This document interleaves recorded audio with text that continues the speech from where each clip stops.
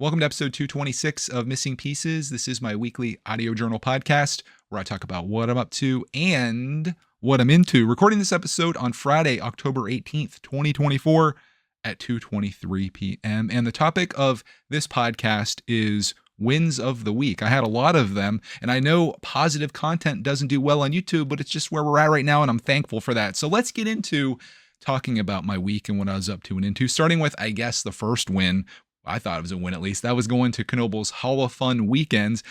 If you've listened to this podcast for any amount of time, you know Canoby's is my happy place on this earth. It's a place that I just love going to. A free admission amusement park where all the prices are fantastic. It has the charm and flair that you cannot get from any other place.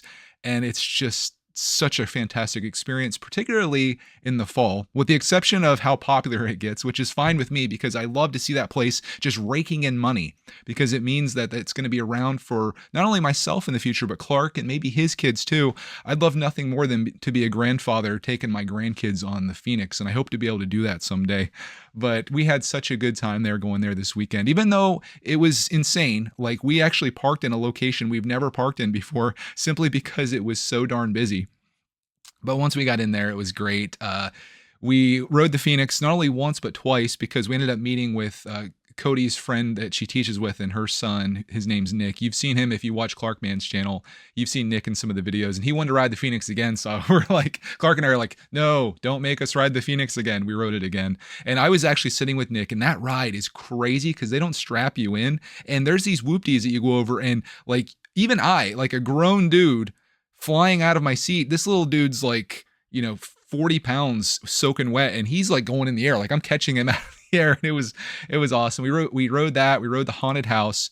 We didn't get to do much else though, because it was so crazy. My favorite ride, the Flyers, 40-minute wait on that. We waited almost an hour just to get dinner there, just a little walk up quick thing. So again, very, very busy, but we did the arcade and we had a lot of fun. It was just a beautiful day. It was like sunny out. It was warm. The leaves are changing. It's everything that you would want on like a fall Canoby's day, and I was just so happy to be able to experience it. And of course I recorded and made a video of it, which you probably, if you're listening to this, you probably watched that video, and I'm just so thankful to have that. That's like the video time capsule. That's one that's going to be in there. It looked like a bookmark on it because I want to watch that back, and it was great. Clarkman's kind of convincing me that we should go again. Cody doesn't want to go again because of how busy it was, but Clark's like, we just ran out of fudge. We go to the fudge place there pretty much every time we go to Canoby's, and the fudge is gone. So it's like, we need to get more fudge. We need to ride the Phoenix one more time before the end of the season, because after this, they don't open up until the end of April. Basically, right around the time that yard sale season starts up, that's when Canoby's does. So I live through the next like 5 months are just like the dark times. Well, particularly after Christmas. Like right now, we're kind of leading up till Halloween, which we'll talk about here in a second. Then you got Thanksgiving to look forward to. Then you got December. Like, all of December is amazing between advent calendars and the Christmas spirit, Christmas cookies, actually experiencing Christmas. Then you got my birthday, big celebration this year, turning 40. I'm just going to cry all day, cry myself to sleep. That's not happening. Then you got New Year's, then you got Clarkman's birthday. And then once January 3rd hits, it's just darkness and sadness for the next like 4 months until April hits. And then yard sale season picks back up. Canoby's opens back up. Everything starts happening again. It's getting warm out. That's ultimately what I look forward to. I know it's, you shouldn't be negative on such things. And I have lots of things that I can do inside, which again, we'll talk about. It's another one of my wins of this week.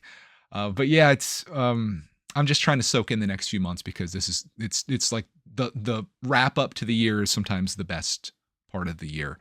So that was Saturday. It was a lot of fun. Sunday, we stayed home all day. I shot a Patreon vlog. In fact, like, that one got a little out of hand. It was a 25-minute video that I put out. And in my estimation, it's about 4 videos all wrapped up in one. So if you would like to watch that and all of our other weekend vlogs, because that's like, I'm trying to figure out what can I do for patrons that's exclusive.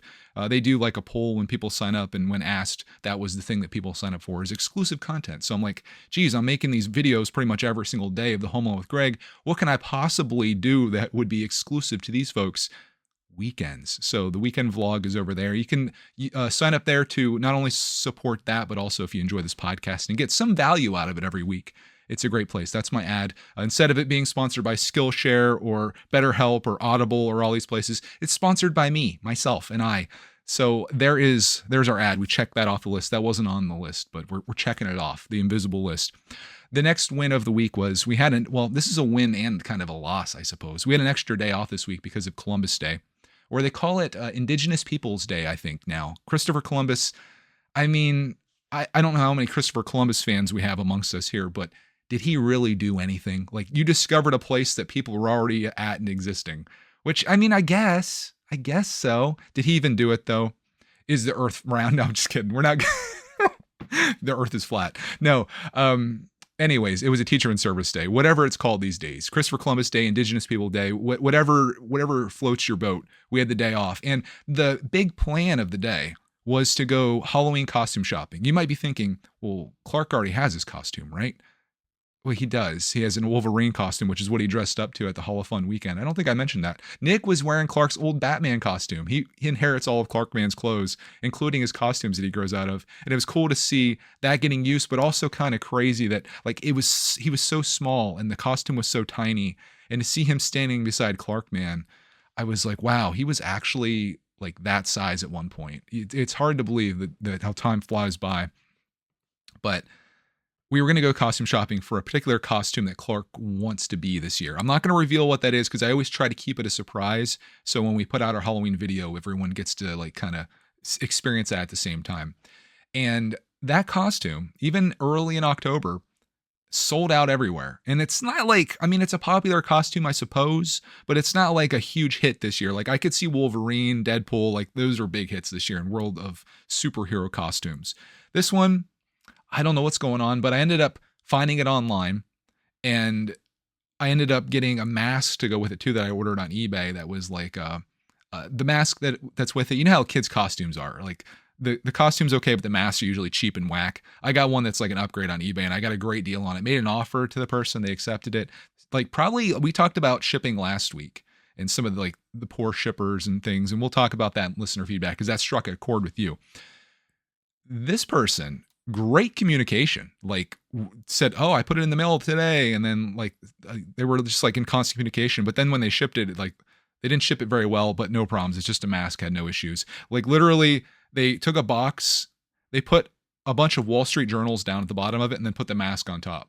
Like didn't crumple the newspaper up. Like that would make sense, right? Like you crinkle the newspaper, put that in there. They just like threw like 8 newspapers in the bottom and then put the mask on it. I was thinking maybe they're running a front just to get rid of all their old newspapers so they didn't have to go recycle them. They're just like, oh, I'll put them in this box and ship them out to this person. But I have like the last week of Wall Street news, so that's kind of good, I suppose. But we got the mask, we got the costume. We're all good there. But the bummer is we didn't get to have that experience. I talk about experiences a lot here where I feel like we're losing those. Going to the arcade, going to the movies, those things have been replaced with convenience. Going to the mall. Nobody wants to go to places where like you're having fun and socializing anymore. Everybody just wants to do it from home. You want to shop on Amazon. You want to stream on Netflix. I mean, some of it's financial, right? Like it's way more expensive to go to the arcade and play video games than it is to play Fortnite for free endlessly. Ask Clarkman. That's what he does these days. But the amusement park, I guess, is the place why I love that so much. It's a place that you can't replicate. I mean, I'm sure they will. Eventually you'll put like a VR headset on and you'll sit in a chair that moves you around. This probably exists and it'll replicate what it's like to be on a roller coaster. You'll just go to like a building somewhere and sit there and have that happen to you. I hate that. I want to have experiences. And like for me, Knoebels is like the last breath of having an experience. Maybe that's why I love it so much. But we didn't get to have that experience going out shopping because it was like, at that point, it was like, what's the point of going out if we already got the costume? But then like later, I was kind of feeling down on myself because I was like, we should have just went out anyway. We had the day off. We could have went out like just looking around and whatnot. And I've decided that we're actually going to do that because Spirit Halloween, the place where I got his costume at, they sent like a 20% off of in-store or online. And I thought, why don't we just go down and look around? Clark, he's a man of many costumes. We don't need to just have the Halloween costume. He has a Wolverine one. He likes to dress up pretty consistently. And if you watch some of our videos this week, particularly on the Lego channel, you got to see Mr. Halloween. And then if you watched us go to Burger King the day we were off, that's the one place we did go to. He really wanted to go there. He actually wore a mask into Burger King, which was funny. And I like respect that so much, like to be a little kid, or maybe not respect is the right word, but like admire, I suppose, that you care so little about like how people perceive you that you wear a Star-Lord mask into Burger King. And people there were all about it. Like the workers were like, "Hey, nice mask," and no one else was even there. So it was kind of cool to see. The Clark Man loves dressing up. He has his own YouTube channel where he does like videos where he's dressed up, and it's like that's an investment. Plus, us going out shopping is an investment in our relationship, which I cherish greatly, as you may have noticed. So I was thinking we could go to Spirit Halloween, look around there, and then we could also go down to Ollie's, see if they have any new toys in stock. The last couple times I've been there, it was like the same stuff, and like from like a year ago when we were collecting Black Series figures. And I don't know, I like to just take them out and look around and stuff to make up for that, because I felt like, man, we could have done more with that day. You know, I'm the man of no 0 days, and here I am having almost as close to a 0 day as you can imagine. I shopped online to get a costume. We did build a pumpkin that day, which was fun, but it's like we could have done more. And maybe that's silly, because we did have a lot of fun together that day. I just like I feel, and this is maybe silly, but I just feel this pressure of time running out. I don't know if anyone else feels that. Maybe it's as I'm getting older now, as I see Clark Man becoming twice the size of his former self as Batman. I'm like, we got to cherish every second that we have. We got to soak this in, because eventually this is going to be gone. So probably some undue pressure on myself in that regard, but you know, it's just how I'm feeling. And I think I think that's valid. I think maybe that's a common feeling with parents, particularly people that see their kids get older. Or maybe your kids have already grown up and you've seen that, or maybe you see it with me and you're like, oh my gosh, Clark's growing so fast. Yes, it's happening.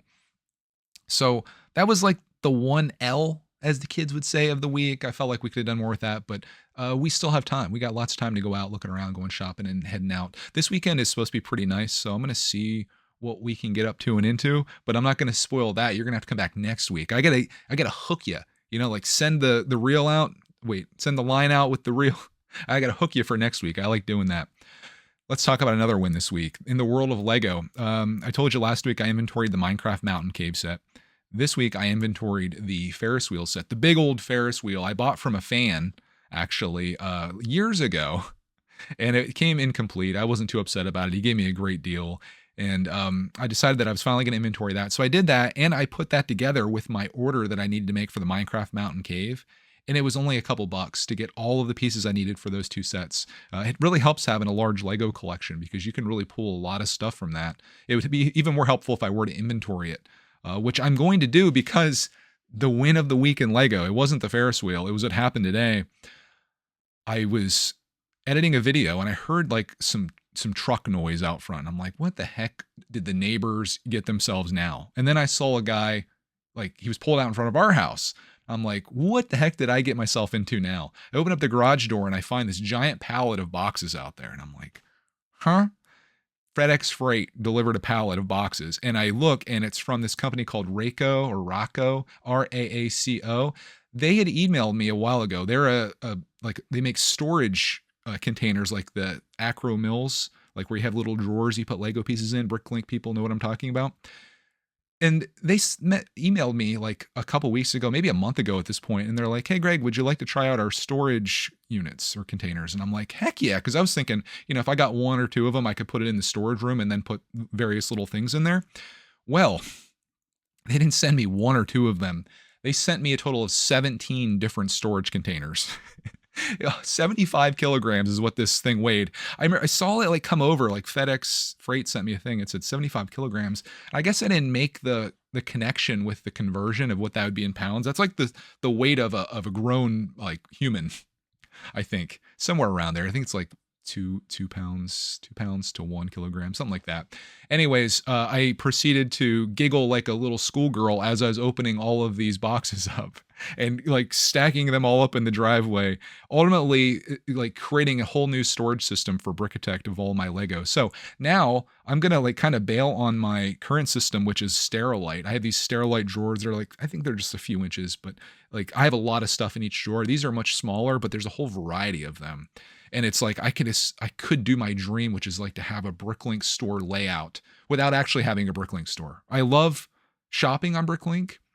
I love watching people that sell on Bricklink on YouTube. Like there's people that like document their journey of like picking parts and like parting things out and selling things, and I love watching that. I find it so satisfying. But like, I don't know if I'd ever want to like actually be a Bricklink seller, because I feel like it'd be an incredible amount of work. And I hope this, I don't want to insult anyone, but I feel like there's not a huge gain off of it. Like if say I put all these pieces into my collection, and this is like probably an ignorant example, but like the person orders all this stuff and I end up like making 45 cents off of it, and I'm just like, okay, that wasn't worth my time. But maybe there's profit to be made. But I think ultimately, if you're going to do the whole Bricklink thing, and why I think maybe I would like it, and maybe someday be forced to do it out of necessity, you have to have a passion for it. You have to love parting stuff out. You have to like picking the orders. Maybe it's something that you do while you listen to a podcast, Missing Pieces, for example, or you're watching a movie, you're listening in on something, and it's just like a hobby that becomes something that kind of finances itself and maybe more of your collection. I don't think I would ever go into Bricklink to be like, this is going to be my full-time job, and I'm going to do nothing but make Bricklink sales, and I'm going to be driving a Ferrari and living in Malibu. No. I don't think I ever would get to that point, but I do think that with all the yard sale lots that I have and all the stuff that needs parted out, I may end up at the point where it's like, and I hesitate to even say this, cover your ears, I may have too much Lego. Impossible, you say. Well, I don't know if there'll ever be a mock that we make that requires like 600 plates, but I'm up for the challenge. So I was just taken back by that. I sent a picture to Mrs. Brickitect, and she was just like, wow, you're blessed. And it's true. I really am. Like, that was such an amazingly generous gift. I don't know what those things sell for each, but I can imagine that they're pretty darn expensive. And to get like 12 of the big ones and then 5 of like the small ones is crazy. So Clark and I are going to be busy resorting all the Lego stuff and kind of sorting it down even further. And once we get the system down, I think it's going to be so great to, like, when you're inventorying a Ferris wheel, for example, to know exactly what drawer the part is in that you're looking for. It's just like been a lifelong dream of mine. So maybe there'll just be like sorting content on Brickitect. Some people are cheering, some people are crying. I'm shocked how many people love the organization stuff. I can appreciate that because I like it too. So that was my Lego win of the week. How about a Greg's Arcade win of the week? Some of you, if you've listened to previous episodes, you know that my channel got its ability to live stream revoked. Clarkman was doing a Fortnite stream. It was literally the last day of summer, like one of the last days. It was like the Friday before he went back to school. He was doing a Fortnite stream, had the face cam on, didn't think anything of it. But then halfway through the stream shuts off, gets deleted, and then all of a sudden we can't stream anymore. I got an email from YouTube that says like we violated their terms of service and our ability to stream has been revoked. Several times over the course of like the next several weeks, I would email them and say like, hey, like checking in on this. Then they told me like, why? Because I had a kid streaming on my channel without a parent present, which I was just sitting right over there off camera. If I was sitting beside him, it would have been completely fine. But I was like, okay, I understand that.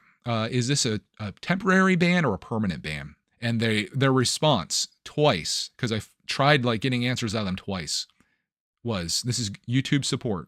Terrible customer service, by the way. It's turned off. If it's turned back on, you'll be able to stream again, which is like the dumbest response. Basically, like if it ever gets fixed, you just click on the button and you'll see if it's fixed. But like, I don't know, you just check on it sometime and see if it's back. Well, I decided this week, one last time, I've got nothing to lose, right? Let me just send another email. This time I was a little more descriptive. I said, my channel is no longer eligible to be for live streaming. It happened when my son was streaming a video game. I was there, but not in the shot. And I said, I would love to be able to stream again, and I will make sure that he doesn't stream by himself. If we do stream, we will do it together. And if you could send this to somebody that has the ability to review this or possibly get it changed, I would greatly appreciate that. And I sent it off without even really thinking about it. And I checked my email a couple days later. And when there was a response there from someone with actual good customer service. I know you're probably shocked. Good customer service within YouTube support. But this person was like empathetic. Is that what it is? Like, he was like, I understand how frustrating that could be. I'm really sorry that this happened. Let me send this to someone for review and give it a few times or few hours or something, and I'll get back to you. And then there was another email right after that, and it said, Greg, we reviewed this and appealed it for you. where we appealed it for you and it was reviewed, and it was determined that you did not break YouTube's terms of service and your ability to live stream has been restored. And I was just so excited about that. And I know it's like silly, right? But like that really took all the wind out of my sails. We were just starting up again, live streaming on like video games. And I feel like the one way that I'm going to be able to get through my gaming backlog and all the stuff that I do is if I'm streaming it, because I need to be entertaining people to justify the time I'm putting into it. It's not even about money. I don't care if I don't make any money off of it. If there's people that are watching it and enjoying it, that's all I need. If I'm just sitting here playing video games by myself, I feel like I'm wasting my time. But if somebody's watching it, like if I was just making this podcast just for myself, I guess I would feel like I'm wasting time too, because it'd be like, oh, like what am I doing here? Like these are just my memories. Why am I broadcasting these out there? But when you know somebody's like there, somebody's out there, and I have faith that somebody is out there right now, and that somebody's you, it's so much better. So I was so excited to see that, and it was such a breath of fresh air, because so many times with YouTube, and any time I've ever had to deal with them or any issues I've had, it's always been a bad experience. YouTube support is garbage. With peace and love. They're probably listening. AI has just flagged this video. My channel is going to get shut down. I love YouTube so much. They are amazing, and they always have the best customer service. All hail YouTube. All hail. No, we're not going that far. But yeah, that was awesome. And I have a game that I want to play. I'm going to hold it up right here. The sun's starting to come in right now, so things are going to get a little wacky here with the coloring. You can see Luigi's Mansion 3 lit up by the sun, me completely dark in the background. I want to play that by Halloween and get that game beat. So I was like, perfect. There's an October game for us to play. In other gaming news too, I guess maybe a win. There's this video I've been wanting to make forever, which is to go through all of the video games I got this year in the 2024 yard sale season. Did it. A whole coffee table behind me filled with it. You can't see it though, especially if you're listening, because you have to watch the video that I made on it. That'll be on Greg's World. I kind of put all my stuff there these days because that could be anything, all encompassing, including starting lineups, which I got another haul of those this week. And then I have like 2 or 3 more packages. I'm done for right now. I need to get through all these. I'm doing like one a week. It's like a little series, and it's a small audience. They're always my worst performing videos, but I've gotten past the point of actually caring about that. I make what I want to make. If people want to watch it, that's great. If they don't, that's great too. I just know that there will be people that find that are like, cool, this is like, I like these, and I kind of like you as a person. You seem like you're like the coolest dude ever. Said no one ever. But actually I had that happen this week. Someone found my label printer video, and they said like they appreciated the video and then really liked the vlog style content, and they're now a subscriber. So I'm like, that's exactly what I've been talking to you guys about. Making videos that have some type of search relevance, and then maybe like through that video I can win someone over, maybe. That's not happening on this podcast. There's no new developments on this podcast, with the exception of a few people that come over from Greg's World. No one's finding this. Like, there are no new people that are just like, oh, what's Missing Pieces podcast? Let me look that up. Oh, this is cool. I don't know. I guess I'd have to get better with my titles, maybe. Like I said, negative titles tend to be the ones that do the best, but then that draws attention that I don't necessarily want. So this one being titled Lots of Wins This Week, people are just gonna be like, oh. But if I called it like Something Terrible Happened This Week, people would be like, oh my God. In fact, no, I'm not going to. I was tempted. I'm like, let's call it Something Terrible Happened This Week. There would be so many people that would listen for like maybe like 30 seconds, then they would leave, because people love drama. They love negativity. They like when other people are down, because maybe it makes you feel better. You see it with celebrities, like tabloids and things. It's never like, oh, Brad Pitt, everything's going great in his life. It's like Brad Pitt, divorces wife, becomes a drug addict. I don't know. I'm making all these things up, but that's what people like, because it makes people that they view like maybe that are above them or have something that they don't have. It shows that they're not only maybe at their level, but below them in some cases. So it's kind of sad that it's that way. And you notice that if you watch YouTube content in some regards, like it's the bad stuff that tends to float to the top, just like crap in water. Bad analogy. Let's move on. eBay. Did I mention wins of the week? We have one here. Remember those Beyblades that I bought for $5 over the summer at one of our last yard sales? Clark and I played with them one night, and that was pretty much it. They've been sitting in a tub ever since, and I was like, I'm going to sell these things. Let's get these out of here. I took pictures of them. I basically did a description that says, I have no idea what I'm selling, but if you're looking at this auction, you probably do know what these are. They're Beyblades. And take a look at the pictures, and if there's something that you see here that you like, go ahead and buy it or make me an offer. I put it on for $100 because I was like, I don't know what's here. Maybe there's something rare. And I saw most of the Beyblade stuff was selling for like $50. So I was like, okay, I'm just gonna put it on for like 100, and I'll come down by like $10 every week until somebody like is interested. Did that before dinner. As I'm eating dinner, delicious steak salad, I get a cha-ching on my phone. That if you're an eBay seller, if you ever sold on eBay, you know that sound. It's a glorious thing. Ended up selling them for $100. They didn't even like put an offer in anything. Immediately I started wondering though, what was in there? Somebody saw something there that they were just like, I got to buy this right away before it's too late. There's probably like $100 spinner in there or whatever. But my thoughts are this. I paid $5. I sold it for $100. That's more than enough markup for me. If somebody else saw something there that like they see an opportunity in, more power to him. I'm glad to pass that like epic find along to him for that, because I looked at the guy and he has like 3 feedbacks, so it's not like he's a reseller or anything. But that made me like really excited to make that sale, and then also kind of like be like, oh man, what did I miss out on? But then again, I don't want to sit there and research every one of these things and then sell them individually. I just wanted them gone. So $100 right there, and then we can use that for other stuff. Invest it towards other hobbies and goals, and maybe towards the next yard sale season. That's what this whole thing is for me. It's not like I don't really do eBay for the money necessarily. I kind of just do it as a hobby and as like a game. I love to like find stuff. I love to do like the eBay procedures, like the listing, the photography. I love making that sale. I like packaging it. I don't like going to the post office, but I'm trying to just buy stuff that's like small stuff these days. And then I love seeing like the numbers go up. It's fun, right? Like, why wouldn't you want that? It's like a video game, basically. I just love flipping stuff. I love having my own store. I particularly love it now that like it's all becoming like toys and games, because that's what I wanted, a toy and game store. AI thinks it's a physical one. It's just an eBay store. But I'm having fun with it. And like I'm so up to date now. All I have to list at this point are some Happy Meal toys. I've got the Thomas stuff that I found at the 1 yard sale this year, and I've got video games. So all that stuff's going to get listed over time. I did a bunch of listing on Brickitect's store today. I had like 4 items for sale or something, or 6 items, and now I have like 14. So I listed 8 things on there, and I've got a bunch more. But yeah, I'm just like doing the thing that I've talked about all year this year, and that is if something's not providing value to you, go ahead and let it go. And that's what I'm doing, and I'm winning at it, it seems. So very cool.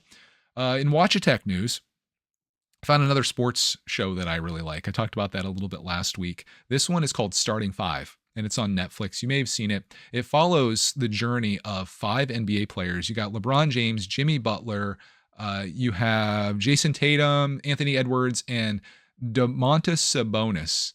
And I remember seeing his dad play for the Blazers back in the day. But this is a really cool show. It follows them through last season and shows what life is like for an elite NBA player. And the episode, I haven't completed the series yet, but the episode that really like struck me was the one that talked about how they take care of their bodies and the things that they do. Like there's rumors, and LeBron hasn't confirmed this or not, but that he spends between like $1 to $1.5 million a year on his body. Like between, massages and trainers and cryogenic chambers, not lying. He has cold plunges, hot plunges, all these things that he does. And, people think that that's crazy, but the truth is, like, if you're making, $50 million a year, if you are one of the most elite athletes in the world and you're doing it at 40 years old, 21 years in the NBA, unheard of numbers, why would you not invest that money? Like, that's just a drop in the bucket compared to what the money you're making and the value that you have. And it got me thinking, like, these guys are like, every one of them has like their own very own trainer and like the work that gets into them. And like Jimmy Butler was talking about how like 50% of his workouts are for below the ankle. Like it's all feet stuff. And I was thinking, like, what would these old NBA players, like the Wilt Chamberlains and Kareem Abdul-Jabbars, Michael Jordans even, what would those guys have been like if they had the tech that we have today and the trainers and the money that is involved in this? Like, what if Michael Jordan had put $1.5 million a year into his training? Maybe he did, but like, I'm just even older than that. Let's go back to like the 50s, 60s, 70s. Those guys who are playing on like Chuck Taylor Converse shoes, like in that Last Dance documentary, Michael Jordan, for his last time at Madison Square Garden, wore his original Jordan shoes in like his retirement year, basically. And by the end of the game, his feet were bleeding. And you just think about like those are shoes that he wore in like the mid 80s. And then he's wearing them in the late 90s and they're making his feet bleed.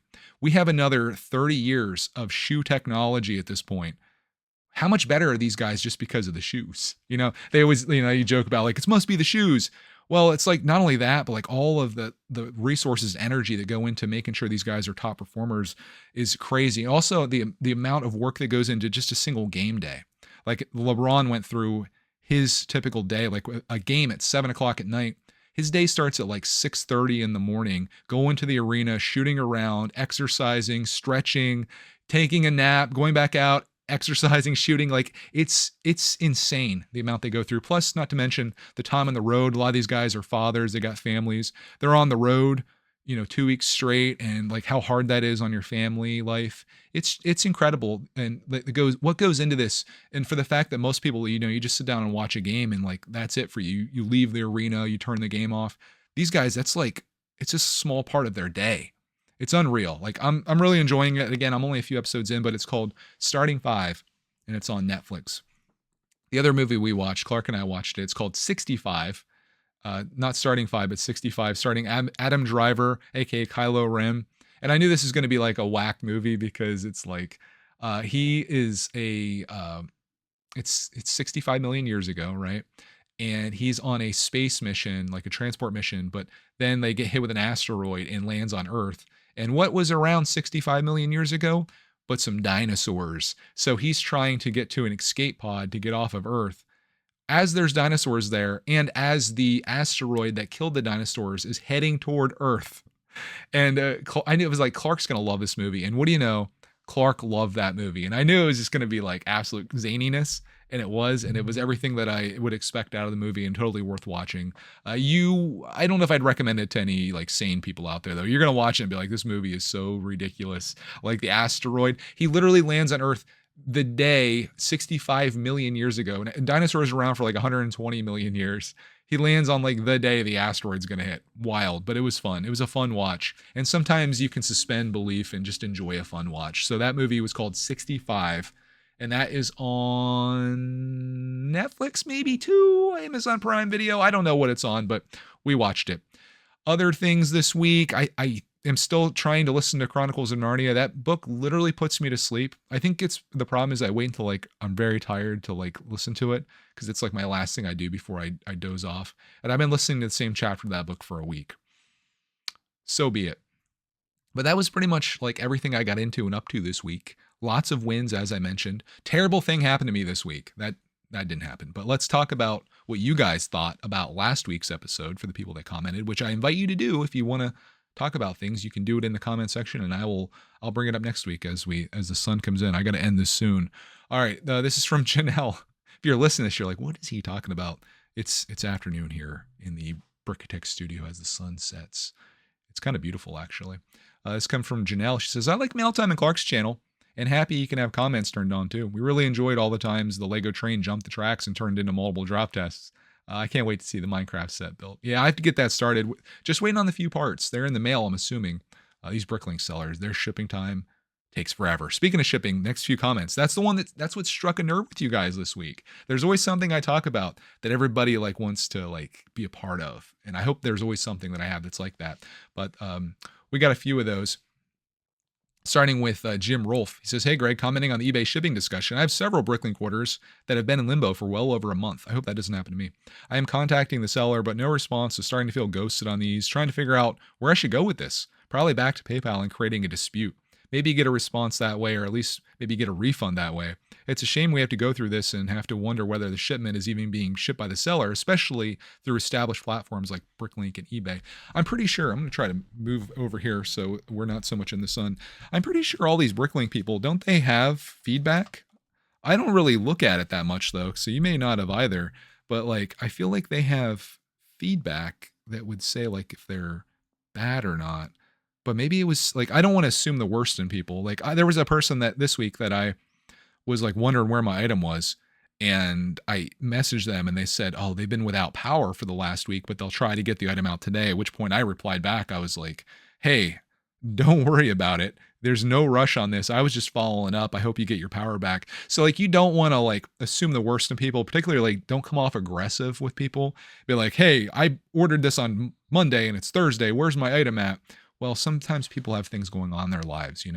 But in this case, like a month, maybe I would assume that it just got lost in the mail. Maybe it never got delivered. I don't know, but I would definitely like. I guess you already followed up with them. I guess I would like file a complaint. If you Bricklink guys, I know there's some that listen to this and watch this, including the next commenter. Maybe you can help out Jim here. DB says, I completely understand the frustration in slow shipping.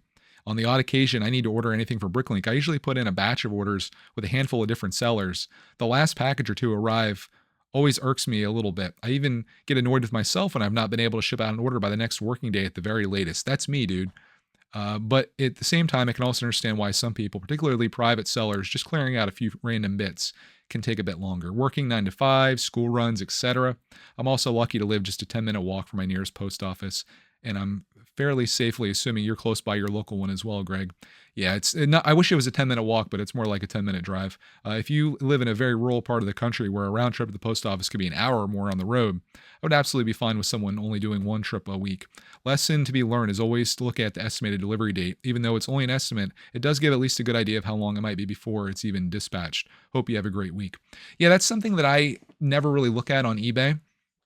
It says like arrives between like say October 23rd and October 30th.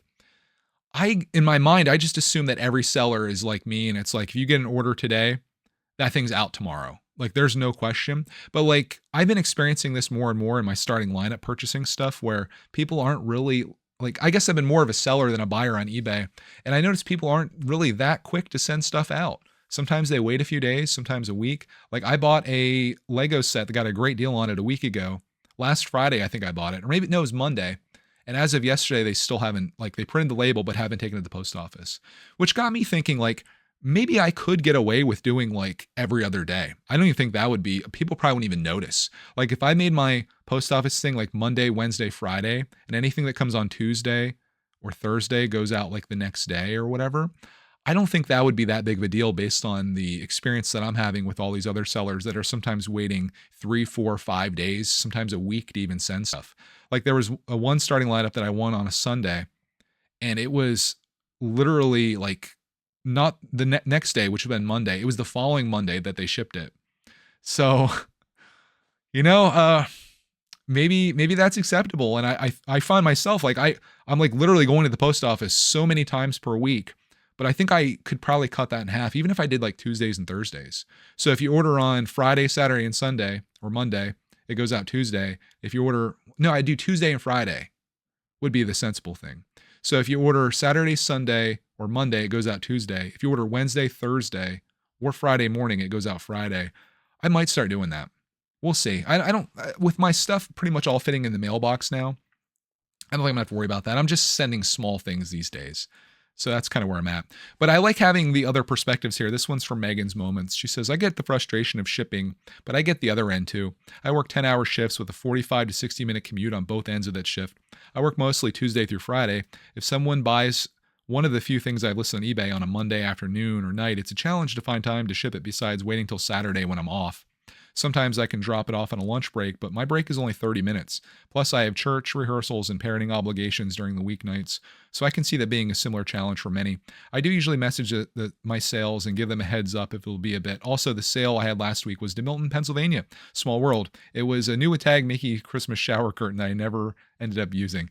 There's something for everybody out there, but this is why I love listener feedback, because my perspective is just that. It's my perspective, and I could be completely like off base with things.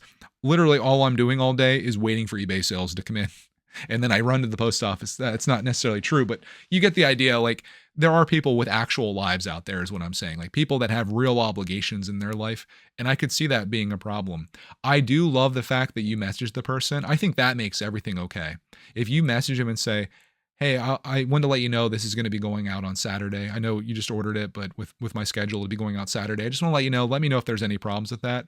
That goes a long way versus you just like looking on eBay a week later and then seeing that the person printed a label but didn't ship it. At least for me, I think communication is key. But if you're if you're doing what you're doing, I think that's fine. Particularly if you do the thing where it's like there's a 3 or 4 business day processing period, which eBay allows you to do, I think that's fine. And I could probably change mine, but there's no excuse that I can't make it to the post office every day, other than me just wanting to not do it. So that's where I'm at. That was pretty much the wrap on the mail stuff. We did get a nice message from Michael, who was the purchaser of all of our dinosaurs. He says, Greg, he's a good man. He's also boosting me here. He's building me up. He says, you're a man of great integrity. I don't know if I'd go that far. He says, Craig, Clark has a great teacher along with your wife. I have a feeling that the person that sent you the Mountain Fortress will see it, and I really appreciate your kind words to them. Can't wait to see the build myself. Stay tuned. Coming soon. Thank you for the kind words, sir. The next one comes from Dusty. He says, Greg, I'm your starting lineup fan and love the videos. We found the one person. Keep them coming. No problem there. He says, as far as Netflix documentaries, we're getting some recs here. You have to watch the Johnny Manziel, Johnny Football, and the Florida Gators one. It's super interesting, and you get the full story about what happened. I'm going to recommend the Netflix show King of Collectibles as well. Until you see at least one episode. I learned to keep asking until it happens for my children. That's a smart move. I need to watch that. I would probably greatly enjoy that show. Finally, I had the privilege to take my family to Disneyland, and it was fun, but also crazy expensive. Oh, I feel that in my soul. I learned from your Disney videos to focus on the experience more than the cost of every single thing. And you know what? I had a wonderful time and learned to be grateful. You should get one of those shirts. My favorite shirt at Disney is the dad wearing most expensive day ever. I need to get one of those.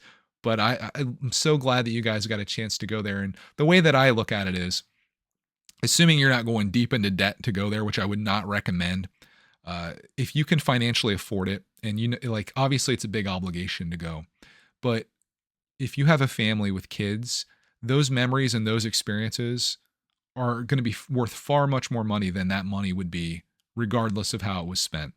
When someday when you die, are you going to look back and be like, boy, that money that I could have spent on Disney, I'm so glad that I put that into my retirement account because now I make $6 extra per month and I'm about to die? Or are you going to be like, kids, remember that time when we went to Disneyland and it was so much fun? We had a week of just great adventures and we had all those laughs and this happened and you saw Goofy and then you dropped an ice cream cone on your sister's head. Like those are the experiences and memories that you got to live for. And it took me a long time to get to that place. Like when I was in my 20s, there was nothing more important to me than getting out of debt and being debt free and focusing every dollar that I spent on like how I'd spend it. But then I got to the point where it was like, this isn't as important to me. Now I'm in a different financial place than I was then, but I think it's like, I look back and I have nothing but regrets for that time because it was a time when Cody and I, we had no kids, no obligations. We could have went anywhere and done anything. I wish I would have spent that money on vacations then. How easy is it to travel when you're in your 20s with no kids? And like, we didn't even have a house at the time. We could have just went anywhere and did anything, but I was just so focused on that. But you can't live with regrets. And the only thing you can do is decide like today, like, how am I going to live my life? And just like I was talking about earlier this week, like with Clark, man, like, time is slipping away. You got to take advantage of these things. So don't worry about how expensive something is. And again, unless it's like going to financially be detrimental to you. Now, I don't recommend going to Disney if like you're having trouble like paying your electricity bill or like money's tight with food and things like that. But if you have the money to have an experiences are worth so much, at least to me. Like that's how I feel right now. At this stage of my life as an almost 40-year-old dude, experiences are so important. And I think that's only going to become more and more true for me as I get older and as Clark Man gets older too. So that's my thoughts on that. Don't feel bad about it. I'm glad you guys got a chance to go and I hope you had an absolute blast. Next one, his last message, he says, have a great week and keep buying starting lineups. I'm so glad there's someone that's going to watch my videos. Thank you. Thank you for that. Next one and last one. I should shout out Ray. Ray, he leaves God tier messages every single, like, Ray, did you know you and Janelle, who also commented, you guys are my biggest fans, apparently. YouTube has this new thing that shows how many, like the top people that have commented or watched your videos. I don't know how they come up with it, but I think it's on comments. And you and Janelle, it doesn't tell me how many times you've commented, but it said 100 plus for each of you, which makes you both my biggest fans. I don't know which one is a bigger fan. Maybe you have to fight it out. I'm kidding, of course. And it's, I don't even like the sound of that saying biggest fan, but like, I'll say most passionate viewer, Janelle and Ray. They're gonna have to duke it out in the fiery pit of death to find out who's the most passionate fan. But that was really cool to see, actually. Ray leaves these very detailed messages, kind of recapping each of the topics, and I'm just like always impressed by it. And I'm like, this is a guy that's like really like watching these videos, and it's always like so encouraging and nice. I sometimes I don't read him here on Missing Pieces because it's a lot to take in, and it's like, you know, and I don't want to discourage Ray, of course, but it's like all the topics are covered. If there's something that I talk about, every win this week, Ray will probably have a comment on. Now he won't, because he's like, you know what, Greg, I've already commented enough, 100 plus times, we're good here. But I appreciate the guy, and it's just like, it's awesome to have like people that support what you do and like that are positive. In fact, like I was talking to Mrs. Bricktech, Cody as she's known in some circles, about it, and I like couldn't remember the last time I got a negative comment until I got one this week. And you guys will get a chuckle out of this. Ray, you might even too. She said, it was actually a nice message with like an insult thrown in for good measure. It said, my son used to watch your videos, but he's now 7 and he's moved on. And as am I guess. She wished Clark and I the best. And then she went on to say, I find it odd though, that a grown man of almost 40 spends his days playing with inanimate plastic objects. And I was just like, okay. The nice thing is like 3 other people in the comments already like fired back at her, because if you didn't know, we've got a Lego fan base here, some of which are maybe adults like myself that also enjoy Lego. But like, okay. And again, I could get 100 nice comments. It's always that one. And it was the only one that I've gotten in the longest time. It's always just like super supportive stuff. But this one was like, I replied back and I said, you know, I'm not sure why you leave a comment like this. Like, I understand, like, if you don't watch the channel anymore, your son grew up out of it, whatever, that's fine. Why not just unsubscribe and move on? Why do you have to like throw an insult on your way out? Like, oh, you're playing with Lego is basically what she was talking about, if you're wondering. Maybe starting lineups too. But it's like, why can't a guy have a hobby or a passion or interest that he shares? And it's like, if you find that odd, you should tell that to all the people that subscribe to my Lego channel that watch me do that very thing, right? I just thought like it's kind of silly, but sometimes like people, maybe without even understanding or realizing it, they can come off rude, you know? But that was the one rude comment that I got. And when you know it, out of all the ones this week, like I couldn't read another comment to you that like word for word, but that one got me. So if you want to hurt my feelings, you can leave me a mean comment. I just don't know why you would. I never leave insulting things for other people. In fact, like I would hesitate to leave any kind of negative comment for anyone on YouTube, with the exception of something if I thought it could improve their video. Like if, say, someone's reviewing a camera and I'm like, hey, that part where you had like the music playing for like 45 seconds and showing like shots of the camera, like that music was really loud there, or like you should cut that down and like get to what you're talking about. But even that I feel like kind of overstepping my boundaries. But I do think it's useful if you can be helpful to somebody. Like if this podcast, if you want to comment like, Greg, I like think you need to ramble on less about whatever, or I think you need to have more of a script, or I think you need to cut out the eBay selling portion because I'm so tired of hearing about you selling on eBay and scalping people for all this money. That's understandable. But being like, Greg, the way that sunlight's coming out on your shirt right there is super distracting, and I hate your guts. Like that's a little much, you know? But so be it. I mean, YouTube is a place where it invites anonymous users to essentially become keyboard warriors if they choose and say whatever they want with no consequences. Like, as a creator, we put ourselves out there willingly, of course, and you don't put yourself out there at all, but you can say whatever you want, positively or negatively. It's your choice. Like, you have the power to do whatever you want online, and you can wield that and like really make someone's day. Like, I love leaving positive comments for people, because it's like, I know what that's like to be like, to make something and say you don't have a lot of comments, somebody leaves something really nice. That's like so powerful. You leave something negative, that's so powerful. Speaking of powerful, we do have one last comment. I keep moving further over here. This is from Sam Bartz, repeat offender, as we like to call him. He says, Greg, how you doing? I don't know a lot about Lego, however. I do know a thing or two about waiting for shipping. So I'll comment on that real quick. I absolutely 1000% agree with you that that when you say people should ship out their stuff right away, I've adjusted my thoughts on that. Thanks, Megan. I can't even begin to tell you about all the frustrations I've had with shipping times, especially when the item I need is kind of urgent. I find that Amazon's great for that. Even Walmart, they're even better if you can get it from them. He says, I've got a question for you. Let's go.